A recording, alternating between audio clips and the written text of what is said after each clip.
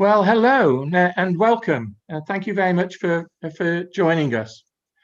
I'm Michael Scott and I'm speaking to you from Oxford in the UK. And Sanford Jay Unger will be speaking to you in a moment from Washington, DC. And this is a jointly promoted event between the Future of Humanities Project and the Free Speech Project. The latter is sponsored by Georgetown University, the former by Georgetown's Humanities Initiative in association with the Las Casas Institute for Human Dignity, Blackfriars Hall, the University of Oxford. Together, the two projects consider issues concerning human dignity, rights, cultures, histories, traditions, and politics in a wide spectrum of educational activity, policy, expression, and aspiration. In a moment, I'll hand over to Sandy, who is director of the Free Speech Project. He will introduce today's distinguished panel and moderate the ensuing discussion before I return to chair the question and answer session. Starting from now, you can type in your questions by using the QA key at the bottom of your screen. These will come to me during the session, and I will try to sort them into some kind of logical order and put as many of them as possible to the panel for consideration. We urge you, please, to keep your questions as short as you can, but to keep them flowing. If time doesn't allow for your question to be answered today, an appropriate panel member will try to answer it by email. So thank you for joining us for what I hope will not be a weary session, but a very lively session, and I'm sure it will be. You are one of over 250 from around the world who've registered for the event. So over to you, Sandy. Thank you, Mike, and good morning or good afternoon, as the case may be, to everyone who's joining us. Delighted. This is the fourth in our series of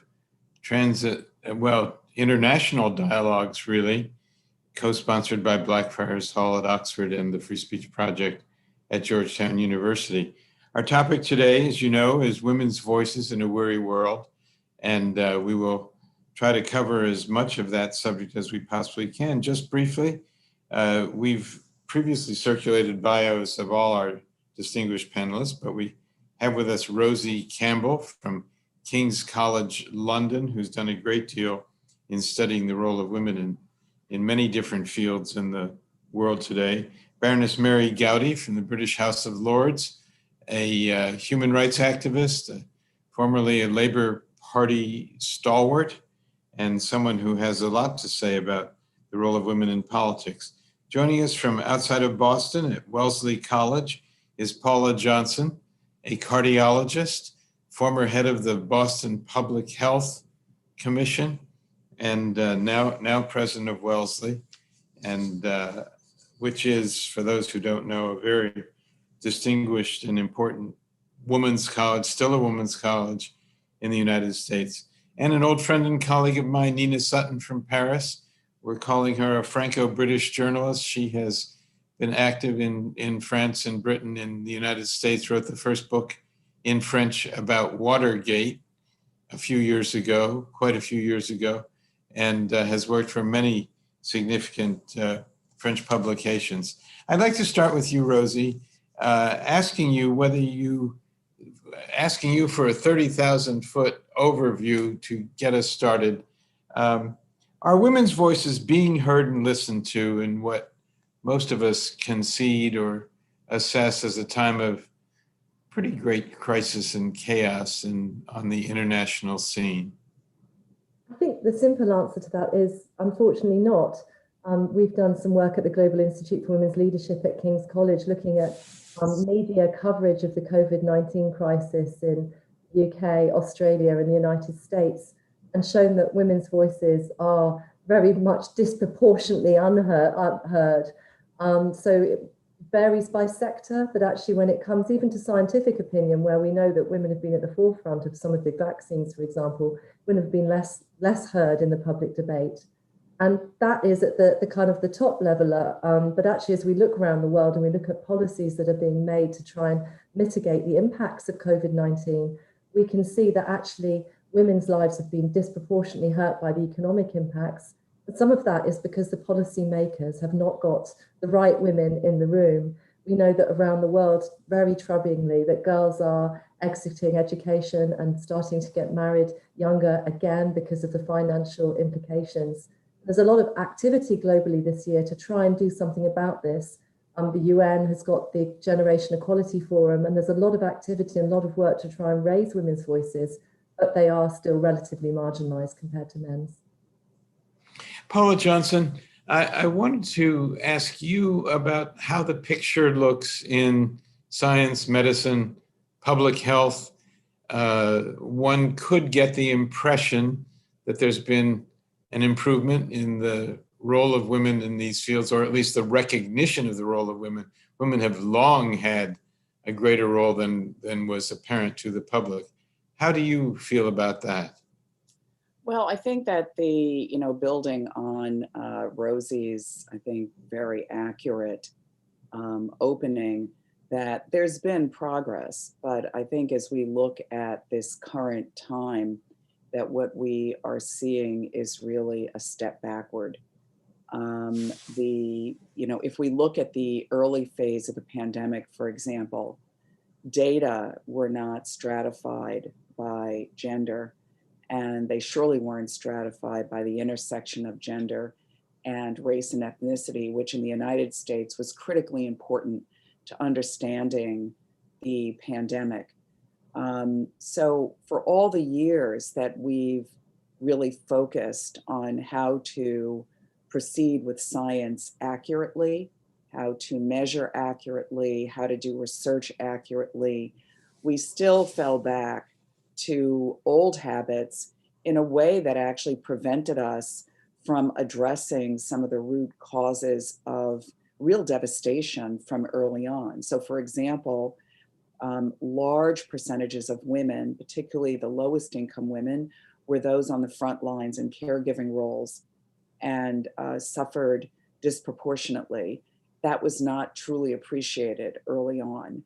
And I could go on, but just to say, there's progress, but we really have not made the progress that needs to be institutionalized in order for us to make the next leap. Mary Gowdy, I wonder if you would comment on the progress that's been made by women in politics, whether things have improved overall in the political world as compared to, say, 20, 30 years ago? I think that we were moving forward, we've moved back. If you look at the world itself, it's about 22% of women in politics. If you look at, and Rosie will have an even better figure because they've done more research and Paula, but I worked it out the other day that it's 22% of women in politics if you take over 100 countries. And so in Europe, women have done well, but that's because of the way the political parties select their candidates. And it's all about the selection, how the parties can select candidates, and that's how women can be selected and how women can move to the fore. In other countries, it's slightly different, and it all depends too on who becomes the prime minister or the president, of whether they're prepared to have a 50-50 cabinet, and whether they're willing to give posts to women and for men, and so on. So women have done better in some respects. In Britain, they've gone backwards a bit, but not as backwards as in many other countries. And we have to really make change within the political parties to do this, get the selection, not just about women, but about gender and everything else. It's a whole way of life that has to change to represent everybody.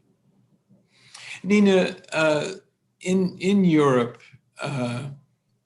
Angela Merkel seems to have held an extraordinary role certainly on behalf of Germans, but on behalf of Europeans generally. And she's about to step down. Will there be people of the stature of Angela Merkel stepping into that kind of spotlight in Europe? I'm not, I mean, German politics are not my field, so I wouldn't know. In in France, certainly, it's very funny because the situation is very much like what Mary described, except that we come from further backwards than Britain. Remember, we only got the right to vote in 1947. I think we were the last ones in Europe. Now, we have a few strong women, and certainly when you look at figures, they don't mean all that much because, as Mary said, parties make the lists, and women almost always find themselves in the dummy seat. But if you look at what's really happening in the real country, you see that at least 5 of our major cities now have women mayors. Paris, Marseille, Strasbourg, Lille, strong women. Now, are they, certainly Anne Hidalgo, our mayor, our Paris mayor, is planning on a presidential campaign. Whether that'll work, I don't know. Rosie, like so many other people, I recently was watching The Crown, and I was reminded that Margaret Thatcher, although she was a very early arrival in a position of power on the world scene and sort of a parallel to Ronald Reagan at the time, that she did not have a single woman in her cabinet for a significant period of time. And as portrayed, at least in this supposedly fictional television series, quite proud of it. She said women just weren't ready. She was there, she was, as it were, one of the boys. How have we come further from that in this period of time? Yes, absolutely. I have a slightly ambivalent feeling about how to address the legacy of Margaret Thatcher, because I totally adhere to Madeleine Albright's thesis that hell has a special place for women who don't help other women. But on the other hand, she signalled, it had been a long time since Elizabeth I, she signalled that women can lead the UK and actually signalled globally, you know, that women could be very powerful leaders. And women inside the Conservative Party say that after she left office, she actually put in a lot of energy and effort to supporting younger women. She didn't want them in her cabinet when she was in power. But I think some of that was also because of the time, the battle that she would have had to have gone through daily in order to assert herself as a leader. So yeah, I have some hidden sympathy for Margaret Thatcher, but it is different now. You don't. There are many more women in politics in many countries, and you don't need to signal that you won't help other women to extinguish the threat that you pose to men, basically. You know, in our planning for this forum, when Mike Scott and I were putting it together, I found this video on YouTube with the photographs of 23 women world leaders who were women. And I think, and the title of the video was "The Women Are Coming." And it was quite striking, really, from Namibia to Norway, Bangladesh to, I mean, there have been only women leaders in Bangladesh for quite some time now, as an example. And it can stir an enthusiasm and an excitement that something's really happening, but one wonders whether this is just a flashy way of sensationalizing it or giving people more hope than they ought to have. I don't know. Well, I think we know, although women leaders tend to be very visible because they're unusual, even though there are that many women leaders now, that's 12% of the total, which is 40% lower than the percentage of women in the adult population in most developed countries. So, you know, it's still women as leaders of countries are really an absolute minority. But I do think over time there is change. And returning to Mary's point, that actually, as countries do have more women in legislatures, which is often due to the deployment of quotas, they create an environment where it is easier for women leaders to come forward. So I do think we're seeing progress. It's just very incremental. To indulge a little bit more in the history of this, I was also reading recently, being reminded that there were many discoveries, inventions, things done over the years that women were critical in, and men took the credit. The most notorious, or one of the most notorious, and Paul, I'd be interested in your comment on this, is the double helix, the DNA, RNA discoveries. Many prizes were received by James Watson and Francis Crick for their work on it. And it's now become clearer that Rosalind Franklin actually did work that was important, and Crick and Watson couldn't have stood a chance to get the recognition they did without Rosalind Franklin. Could that happen today, Paula? No, I think that it would be less likely for it to be that flagrant today. I think that was, again, similar to Margaret Thatcher, another era. So we have made progress there. But we also know that there's significant progress still to be made. And what do I mean by that? I co-chaired a couple of years ago the first report on sexual harassment in STEM, sexual harassment of women in academic STEM, so science, technology, engineering, and medicine. And, it was very troubling to see, as we look at numbers and we look at advancement, there's a piece of this that we don't look at, which is where in the pipeline are we losing people? And that is actually quite significant. And we believe that issues such as sexual harassment, which are rampant in academic STEM fields, is one of those reasons. It's not the only reason, but one of those reasons.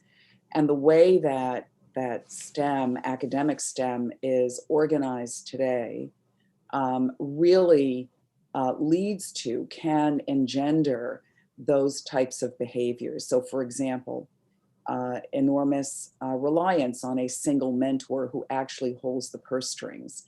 And I could go on for the others. The fact that we started this report 4 years ago, and it was the first evidence-based report on this topic, is quite astounding. And it's made progress, it's made impact, but I think that we still have a long way to go. So again, we're increasing our numbers through that pipeline, but we're still losing a significant number of people, of women. And in particular, there are fallacies about, for example, women of color not experiencing harassment. And we know that they disproportionately experience it. So lots of work still to be done. Although absolutely, we've made progress. And I think the fact that I'm here talking with you today is case in point. Paula, the university that you've had so much to do with, Harvard, has recently been rocked by scandals involving sexual harassment and sexual misconduct. A very well-regarded faculty member in the government department, for example, has now been discovered to have sexually harassed colleagues and students, graduate students, undergraduate students, for a matter of decades. Not just a few years, but decades, well known, well understood to have been happening. And it's taken more than 20 years for him to be unmasked and for some sort of reaction, official reaction by the university to take place. Harvard's a pretty progressive place.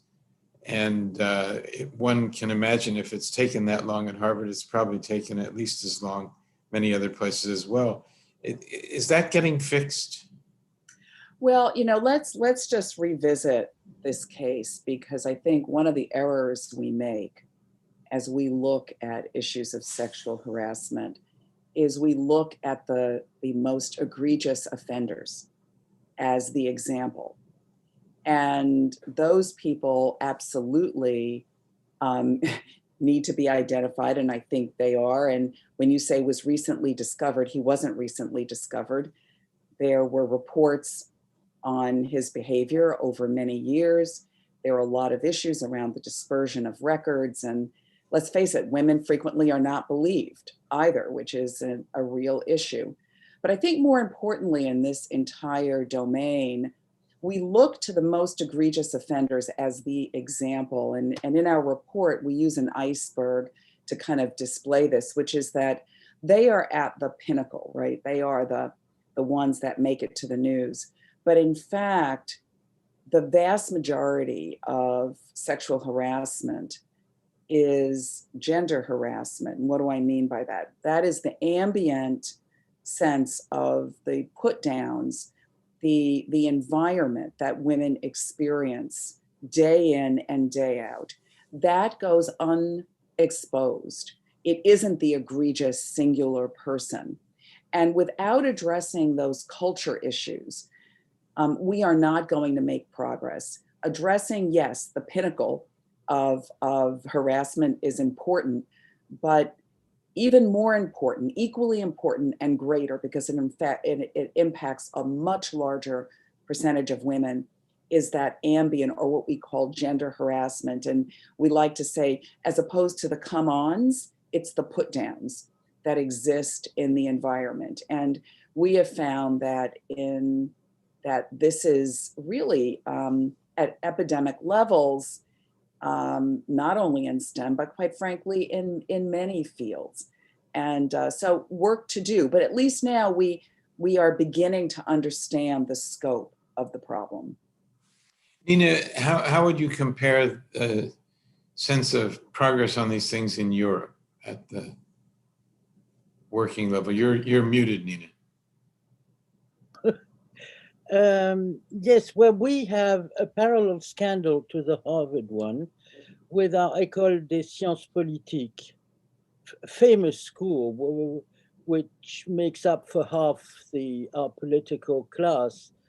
And suddenly it emerges that not only was there harassment, bullying, putting down, obviously, and of course for women my generation, it's amazing that you can even mention it, because I remember when I joined Le Matin newspaper, the editor-in-chief, nice guy, apart from that, would come, walk the aisles while we were typing away, and suddenly he would stop behind one of the girls and grab our breasts.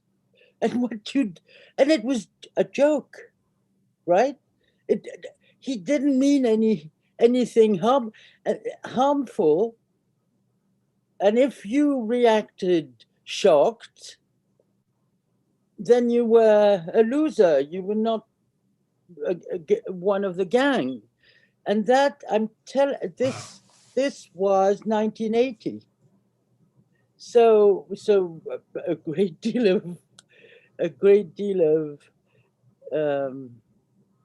way forward. We've done a lot. We've gone a lot forward, but the very fact that girls can come up and speak about it, and of course the social media have a lot to do with that, is such a step forward.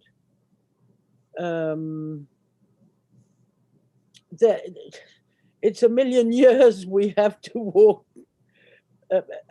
I'm sorry, my English slips when I'm in Paris. We've got to walk back. I mean, but I think a great deal of progress are being made. I can't help it. I mean, it may be my age, but when I see all these strong girls who don't even think twice, about standing up for their rights against that did not happen, say, 15 years ago. So,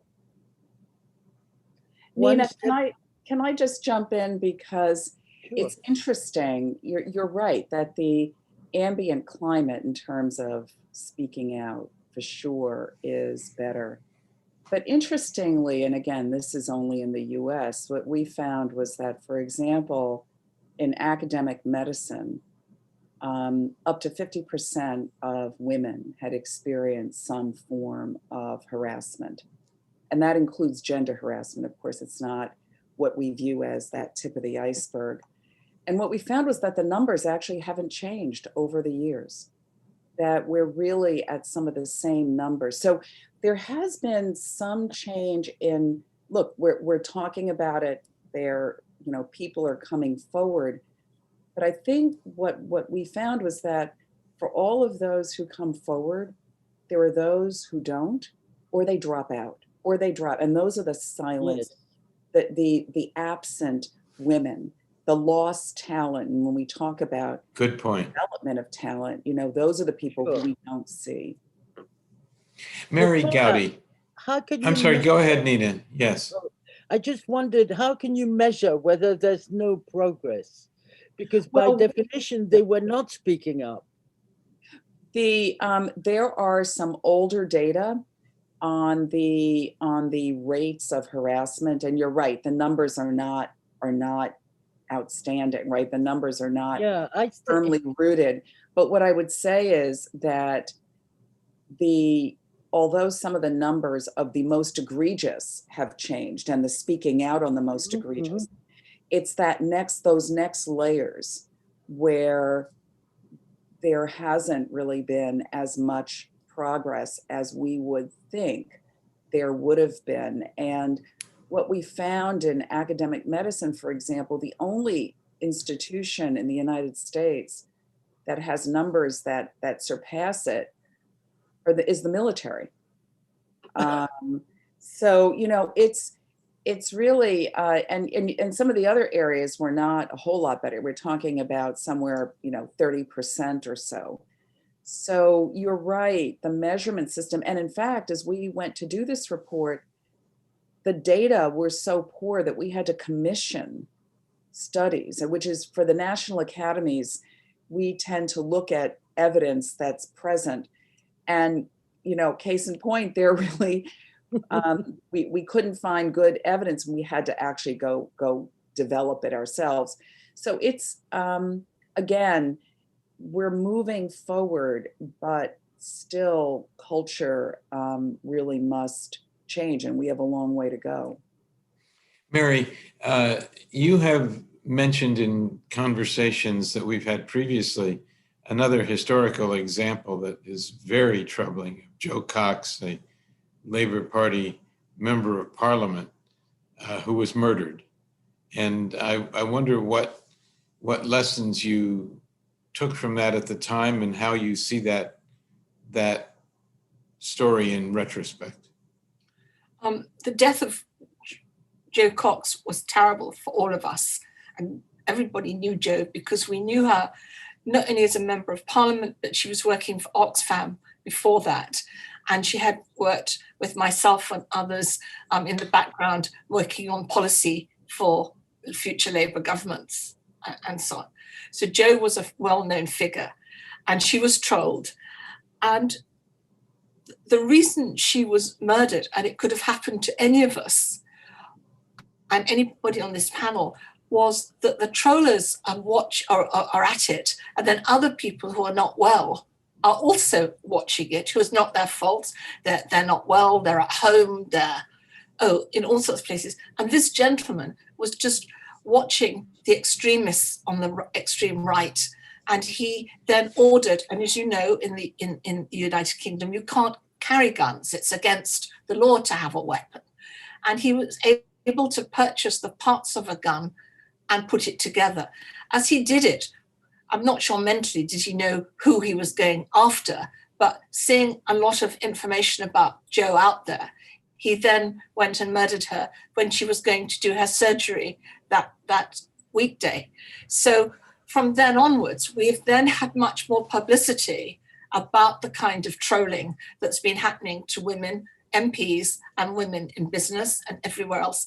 And so that there's different forms of safeguards for women, and women help to put those safeguards in place themselves, but also as in various parliaments, there's emergency buttons in your room, there's more security, and also people having security at home and being careful. And it shouldn't be like that. And that's caused partly by social media, but we shouldn't stop social media because that's also part of a way of life now. But we have to take off the black side and all of that of social media. And Jo was killed because of all of that. And she was just picked on in the end by this guy who got a fascination, as they do. And women get fascinations about other people too.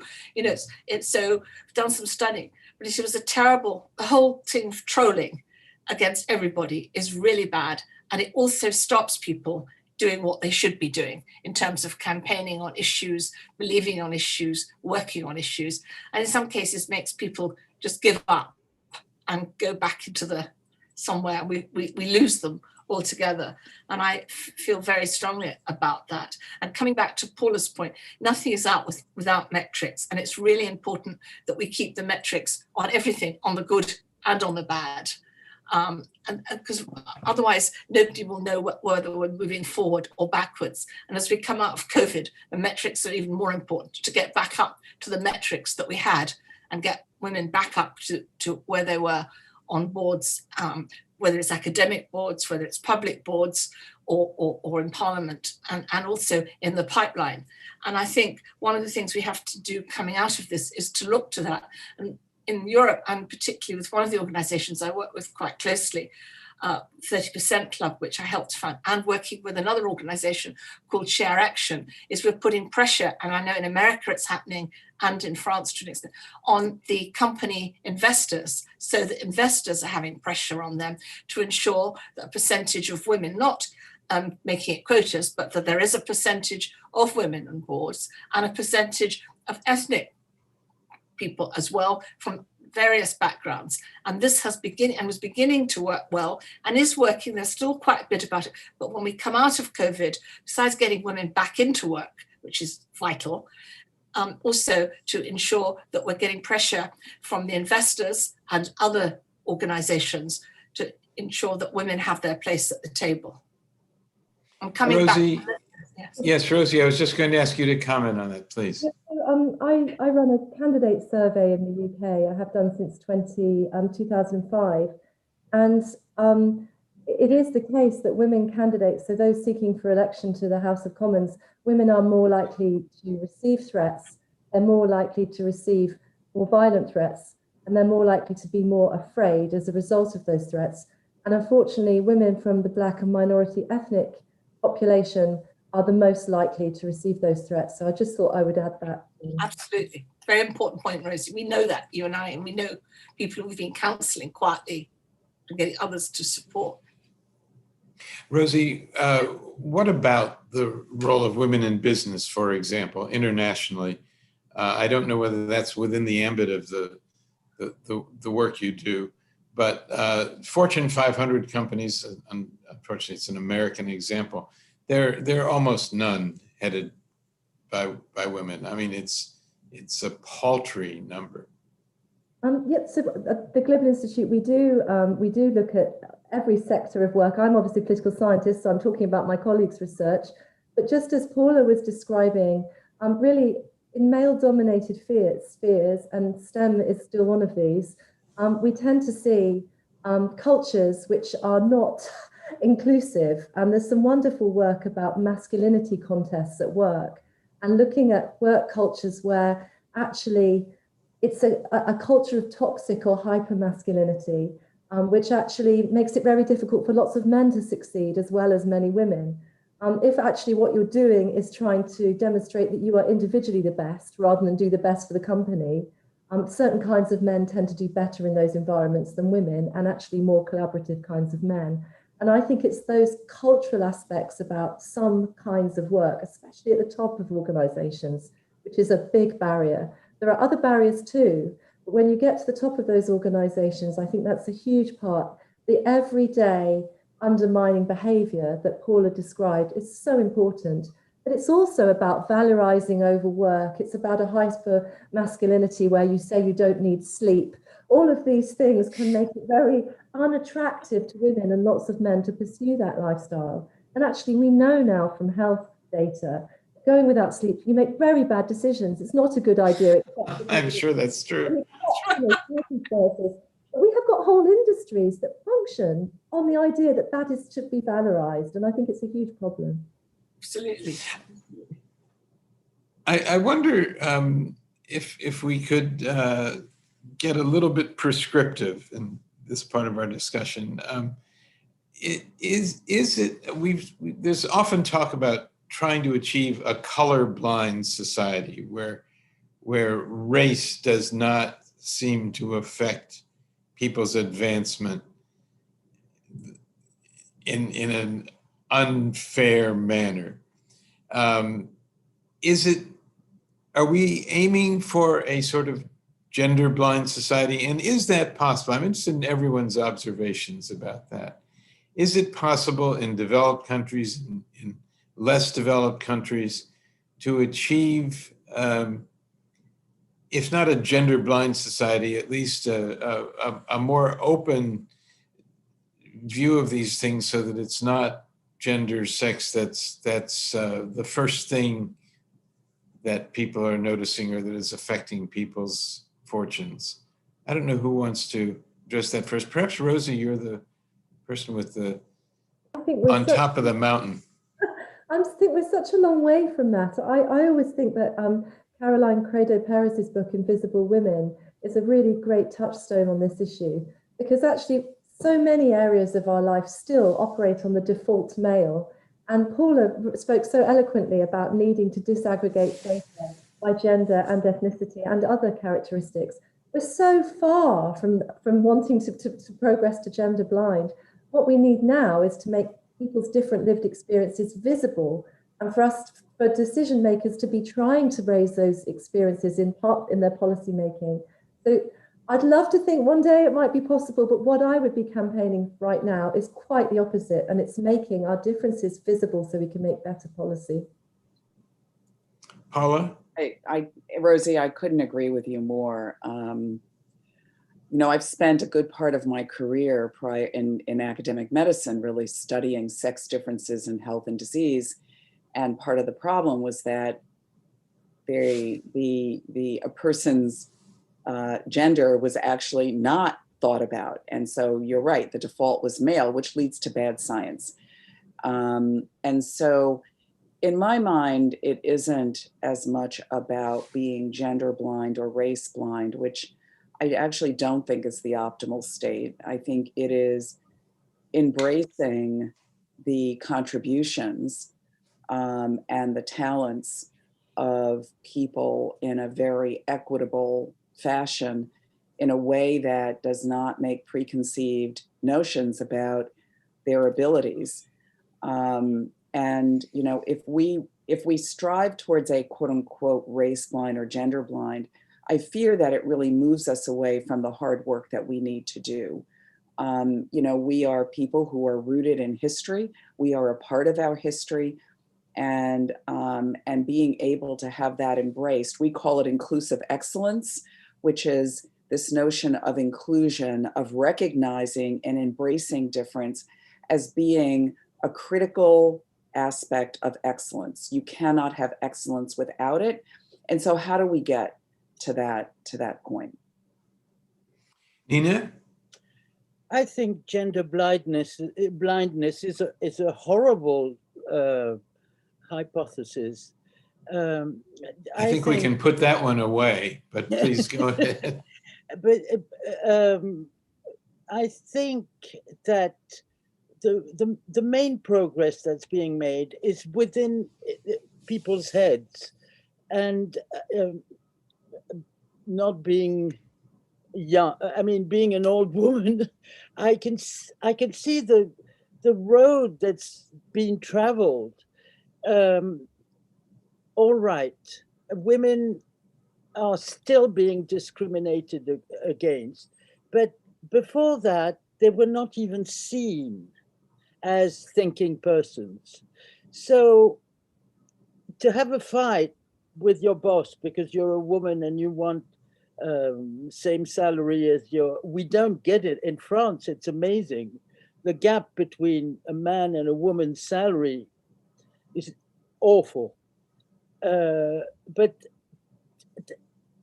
to address that question directly, the way I'm impressed by Rosie, she's the epitome of the progress that has been done since I was in the working force, because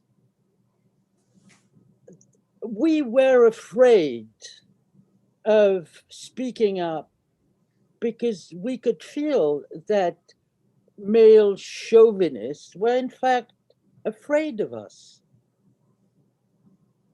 Do you understand that? It's very strong.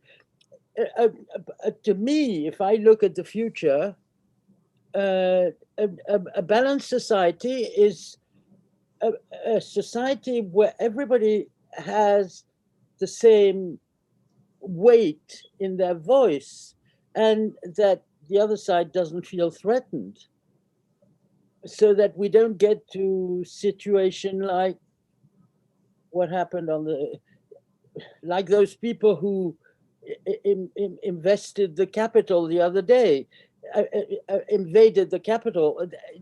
Those are terrified people in my mind. And I think you could draw a parallel on the war of sexes.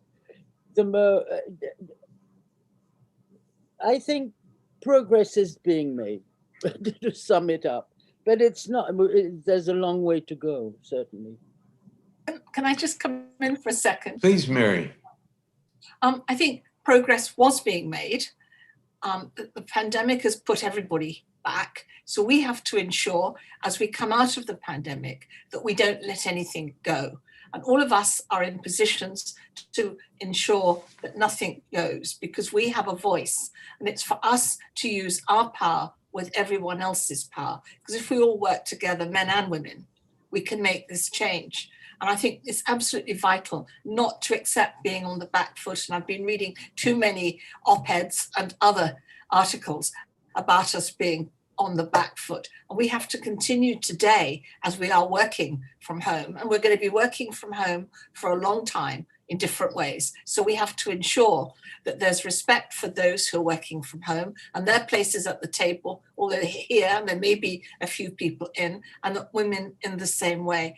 And we also have to push that the pipeline is still continuing to be as it should be, and that people have the opportunity for mentoring and sponsorship. And it's going to be different, but all the issues that Rosie and Paula and Nina, you've helped to put in place over the last 10 years, we have to ensure that they are in place and putting in further issues at the table, including, because of climate change, we're going to have more displaced people. So we have to ensure that they get their place and their children get their place, that they're not at the bad school, that they're there where they're going to be able to thrive.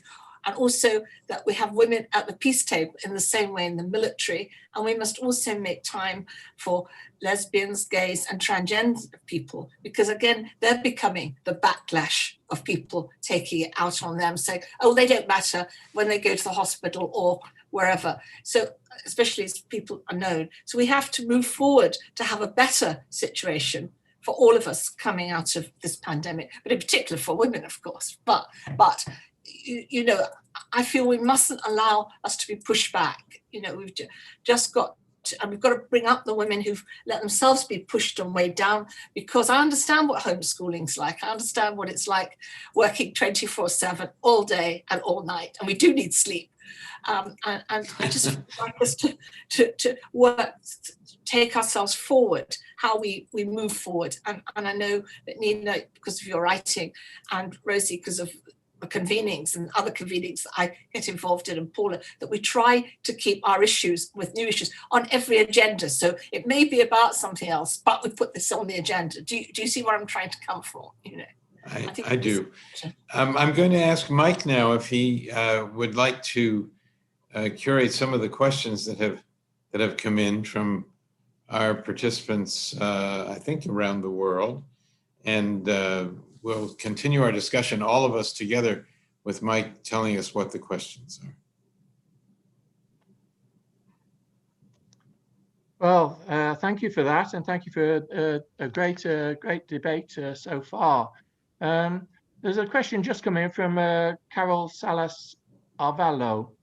Most recently, our US most powerful woman legislator, Liz Cheney, daughter of former Vice President Dick Cheney, was censured for voting for the conviction of former President Donald Trump for inciting the riots held at our US Capitol. How would women leaders in your respective countries feel? So I got to just find that. How would your how would women in your respective countries feel about this this issue? Just one technical correction. Liz Cheney voted for the impeachment, but was in the House not in a position to vote for conviction in the Senate. But the point remains that she was one of the few Republicans in the House to vote against her former president.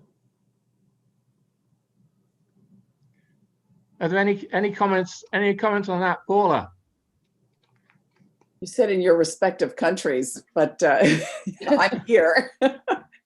So, look, this has been a devastating time in the United States. I think it's pretty clear that what we have lived through with regard to the culmination of the insurrection has been devastating to so many, to women, to people of color, to immigrants, and I could go on, and to sexual minorities, etc. I think that we have a real issue around the separation or the ability to focus on values and what is it that we stand for as a country versus partisan politics, and what partisan politics has come to mean, which in some areas becomes value void. And we have a reckoning right now.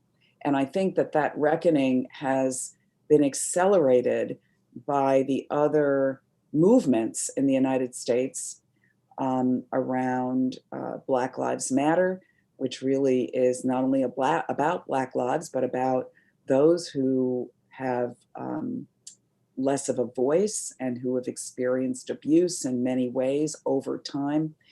But there is a real reckoning right now, and we are grappling with this. I think we still have we still have to find our way, and we hope that bringing this administration in the way that it has begun its work will bring us back to some level of decency, back to some level of what is in the common good, and how do we move together with at least the values that we espouse. So I'll just end there. I think that's a great answer to the question, if I may say so. Marlena Brannan says, what kinds of issues make more progress when women have a voice in politics? Mary, do you want to have a go at that one? You're muted, Mary, yeah? Sorry. I think that when women have power in politics, if you look where women are dealing with financial matters, and you look at a feminist, if you would like to put it in that way, economic policy, you see better decision making in finance, as we've seen in various countries around the world. Also, when you see women involved in peace policies as defense ministers, they sit down and they ensure that the local women are at the peace table and ensure that the discussions go on for as long as they should go on, and that education, health and housing are taken into consideration and not have to be dealt with in 2 hours, so the boys can go off and say we've got the peace and the peace is broken 2 days later. And also on the questions of what happened in America, which could have easily happened in all of our countries. We had some bad demonstrations just a little while ago, but we were able to bring those back. But also it's men and women working together to make that happen in politics. And we're lucky in Europe, I think more so than in America, that more women are at the peace table. And we've also seen with women in very senior places where they have made the change. At the UN, at the Security Council, we have the Irish ambassador, we have the British ambassador, both women who hold a pen on trying to make peace around the more difficult issues. So I think where women are in senior positions and when they work together and bring men with them, we don't want to do this on our own, we want to all work together, you can see where there is a difference. Because it's not macho. Also, they reach out to bring in those who've got the expertise to assist, you know. But just coming on to the one thing about the gender pay gap, that is an issue that we have to all work together again to get back. And also, I was really upset recently when I found out medically that that women doctors at every level get paid 22% less than men in Europe and other places, and that really I found shocking, because I thought that would be one profession where they're at least on a par, you know. Sorry to bring that up, but I do feel quite strongly about it. I'm sure, Paula, you were shocked when you found that out yourself when you were working. We should Any also comment, Paula? Sorry, Nina, carry on. I just wanted to point out that dealing with the pandemic, as was reported several times, has been much better in countries led by women. Of course, with New Zealand being the champion of them all. Denmark, Germany, up until the second lockdown. But generally, I think this is what's changing mind. And I noticed that in France, the local level has more and more and more women in official positions, because women are good at being concrete. And I think this is an idea that's making its way in people's minds. I think the pandemic is an extremely good example.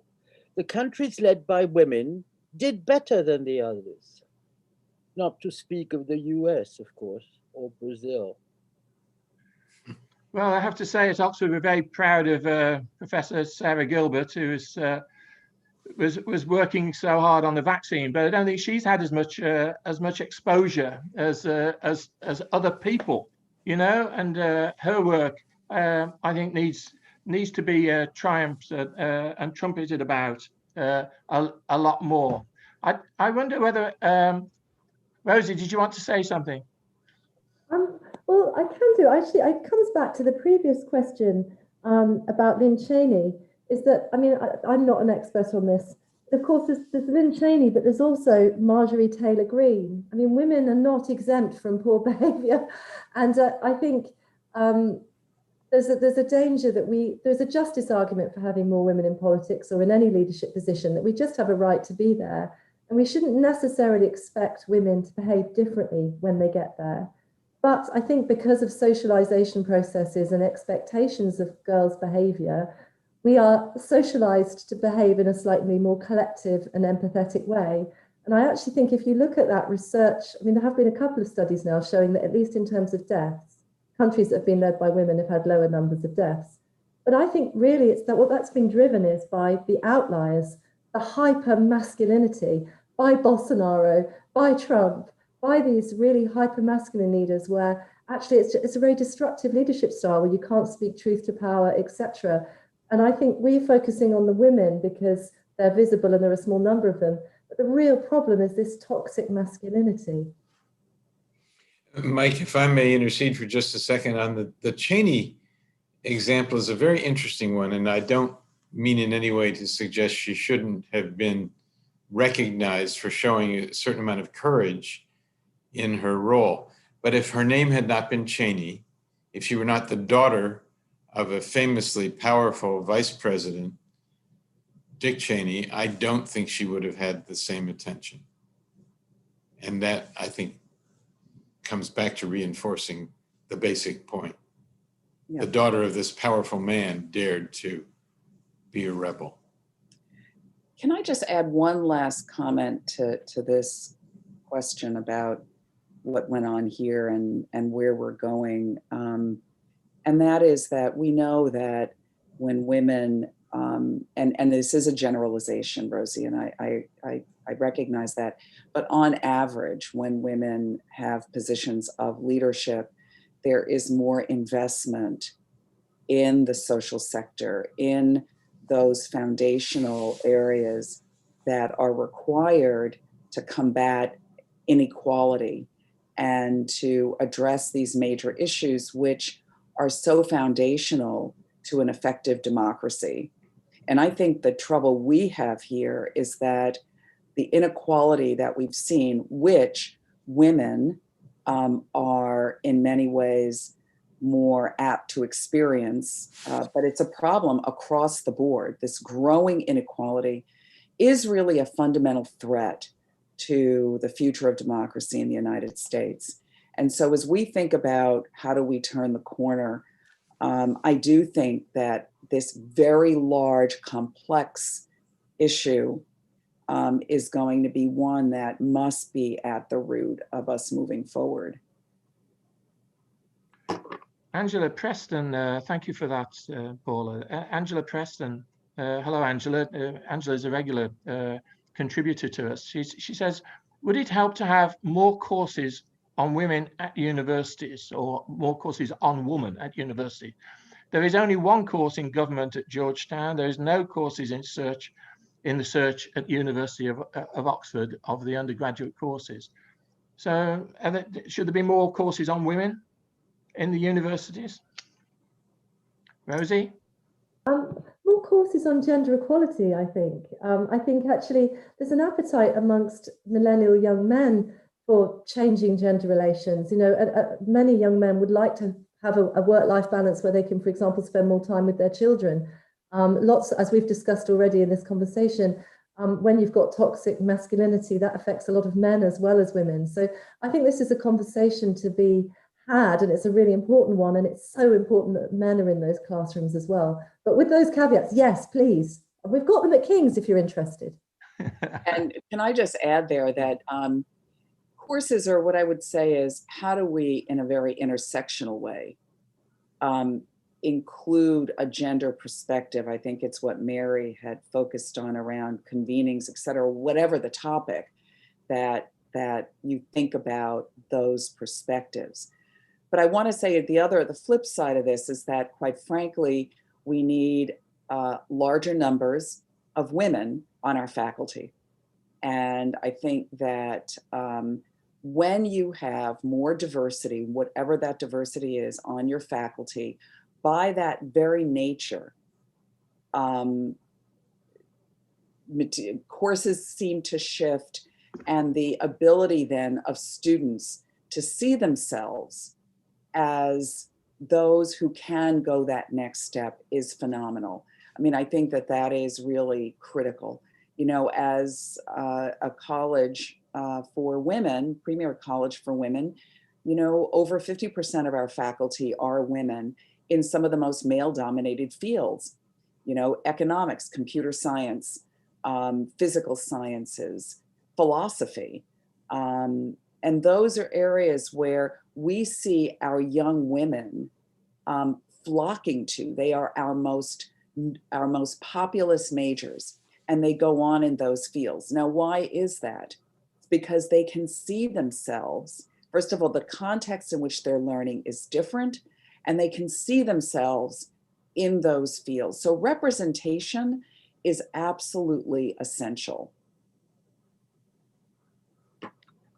Thank you. I think absolutely agree on all of that. I'm going to go on to another area, which Angela Preston has mentioned, and also Marianne, who hasn't given her surname, has mentioned. Angela says the development of technology is detrimental to girls. 78% of victims of online child sexual exploitation are girls. What can we do about this? And Marianne says, do you think the fact that young boys' men are exposed to hard porn uncensored on the internet has made gender and sexual harassment of young women girls worse and gives them a feeling of entitlement to harass and mistreat women? Mary, do you want to have a go at this one? I mean, I think that is true. There is something by seeing that, but also I'm very much in favor of taking this sort of material off the internet.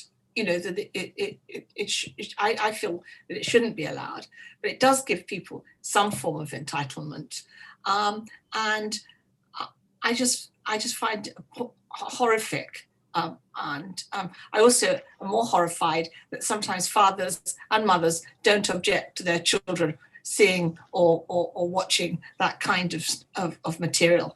To me, it's just awful. And I think this is something that we should be working on to eliminate. I mean, they're also, that's not saying you don't object to sexual activities in some films or something. You know, we've seen it as people have been talking about The Crown and all sorts of others, big series that we're all seeing just now.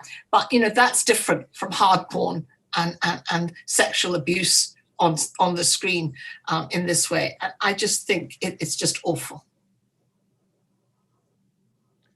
Nina, how about you? And what's your response to this? Well, I'm in two minds about this because I think it's impossible to curb it. I mean, the internet is ungovernable, as we know, at this point in time. I don't know, maybe in 20 years' time, it'll be different. I also notice that we are subjected, we collectively, not just the young men, to scenes that just 20 years ago would have been unimaginable, whether it be journalists being beheaded in Iraq or just simply the crime series that you see with those, what do you call them, pathologists, legal pathologists, I forget the name, forensic, you know, showing us all those. This is the society we are living in. And so I think that hard porn, it's just only part of that. But I do think that whilst the image of woman is progressing in terms of a woman's capacity to lead, to do things, to speak, there's an undercurrent, and I'm much less optimistic there. There's an undercurrent of hardcore sexism, but as bred in cultures where women are nothing, which is sort of slowly coming up through fashion. I mean, look at the things that some of the girls wear today. That, I mean, when I see some of the shoes that girls, my generation, fought like hell to stop shaving our legs, wearing very high heels. All that has come back. So, and, you know, we did make way. We did really make progress. Now there's been a shifting of the way people look at it. But yes, it would be interesting to work on that. But I don't think very much can be done on the internet itself. It's going to show horrors. is going to be used by mad people, and there's not much that we can do there. The work has to be done inside, you know, prior to the images. Thank you both for those comments. Again, not very hopeful, obviously, about the internet, but this is a big issue, I think, that we have. Tony Eade says, has the panel any comments or suggestions on how teachers should work with boys and young men, given their comments on hypermasculinity, for instance, in terms of competitiveness? Rosie. Absolutely. I think that actually relates to the previous point too. I mean, I agree with Mary that I would like to see social media platforms treated as publishers and some of this material to be much harder to stumble across. But at the same time, I agree with Nina that it's not going to disappear. And so that the way to deal with these things is largely through education and educating young people, girls and boys, men and women, around sexual relationships and respect. And so that's an absolutely massive issue. And I think in terms of young boys, I actually think that toxic masculinity only ever benefits a very small minority of men. And actually, if we educate young boys to understand that they don't have to perform to stereotypes, that's going to be liberating for a lot of young boys. And I think fostering collaboration as well as competition is a huge part of doing that. It takes us back to the discussion of Rosalind Franklin. You don't have to, you can be a collective in science and share your glory. You don't have to be the only one. And I think that that's the message that we need to share with our young people. Thank you for that, Rosie. We're coming towards the end, but Paul Williams asks a very pertinent question here, I think. Is there a focus within this issue on women in higher socio-economic groups as opposed to women in lower SEGs, let alone those outside the Western world? And if this is so, is this something that should be addressed? I would just add to this. Maggie and I support a group called Street Talk in King's Cross. And Street Talk's run by clinical psychotherapists, and it looks after the women who have no voice whatsoever. These are women who have been trafficked, brought into the country by these evil people, and then they're put out to prostitution, drugs, and so on. When they're arrested, they have no papers, they've got nowhere to go, they have no names because they've been given other names. And the justice system just puts them into prison until they come out and the traffickers pick them up again. And these psychotherapists have given up huge jobs, very wealthy jobs, to try and look after them in the welfare centres. It's these women as well that we mustn't forget, and I think that Paul is also referring to. Rosie, you look very upset about that, so perhaps you want to, yeah. Well, it's horrific, isn't it? And I do think that, I mean, if our conversations seem to focus on wealthier women, that's unfortunate because that wasn't the intention. These issues, particularly around COVID-19, are having an impact all around the world. And we see reports from the UN that young girls in Africa are, the rate of child marriage is increasing and girls leaving education is increasing. These are all moving in a positive direction until now. The same if we look at who's borne the economic impact in developed countries, it's women who are on 0 hours contracts, women in precarious work. So if the sense has been that we have been focusing on the elite, I apologise, that was not the intention. No, I don't think it is. I think it was set up for to talk about women in leadership, but I think it was a good point for Paul to raise right at the end, that we don't forget that element, and we don't forget those women either, you know, in what has been a really wonderful kind of a discussion today. Michael, I'm going to have to bring it to a... Can I just add one thing to what Rosie said? Because I totally agree that this was not meant to only focus on the quote unquote elite. And I think there are examples around the world of women organizing for change and making change in very powerful ways. I look at some of the results of our last election and what happened in terms of women of color organizing across socioeconomic status over time to essentially make a real foundational change in the direction of politics. And I think you could look in every country and see women on the ground who have organized. And I think the question becomes, how is there a more collective, integrated coming together in terms of that movement forward? Thanks, Paula. Sandy, could I give you the last word before I close up? Well, just a few comments quickly, Mike. We're tight. I want to thank everybody, thank all our panelists who really built this into a marvelous discussion.